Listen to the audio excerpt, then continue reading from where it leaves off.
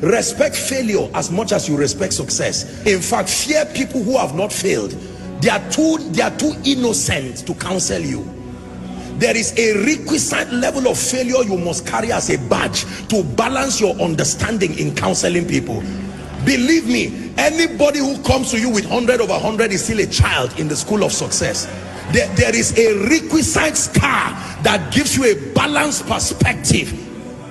Have you failed enough to be able to talk to me? Don't tell me all the stories. I just prayed and the person was healed. I just spoke and they gave me an auditorium. You are not the person to counsel me. I respect you. Carry your results until you learn the other side of life. My goodness, there are people that have failed enough and they can talk to you. When they talk to you, they utter from their pain. Their pain has been turned to wisdom. Every sentence is a life lesson. A woman who tells you, I have been barren for 10 years. Now God gave me 3 sets of twins. Forget the twins and learn wisdom. Don't just respect crowns, respect scars. The wise respect both scars and crowns. Can I encourage someone? Your failure is still an asset. Don't throw it, archive it. It will be one of the qualifiers for your speaking to people tomorrow. Apostle, I have cried, I have failed in life. I know what it means to be an irresponsible father. Don't throw that experience, archive it. One day you will use from that wisdom and mentor an arrogant young man who thinks life is so easy. Most times when we are starting out in life, because of the leverage of prayer, the prophetic, or generally life just playing games with you, you can believe life is so easy and you are wondering, so why are people crying like this? I just got married and 3 months it's been so rosy. In fact, my wife is the best thing that has happened to me. And you go online and embarrass yourself. And someone who has been married for 15 years, he said, may God help you.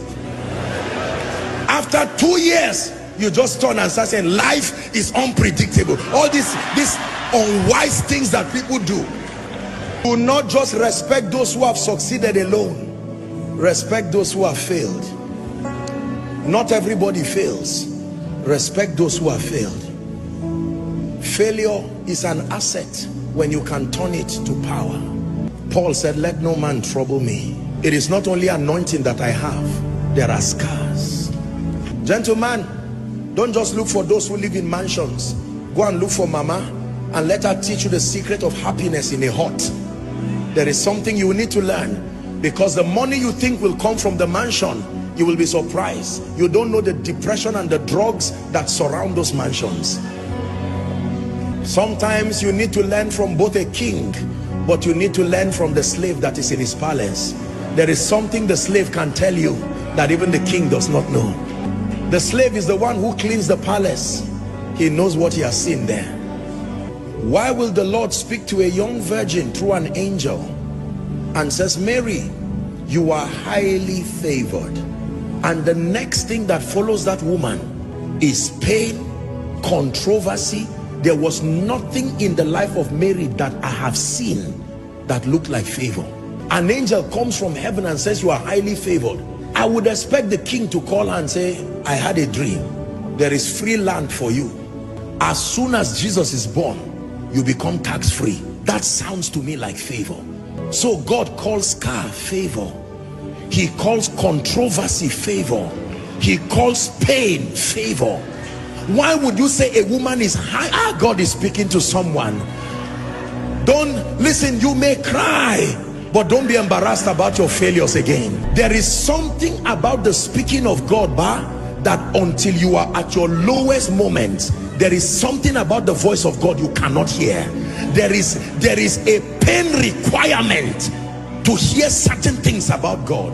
Tonight's message is very deep. For some of you, you really will not understand it this night. You are too innocent. You have been shielded by the sacrifices of others. You may not really understand this.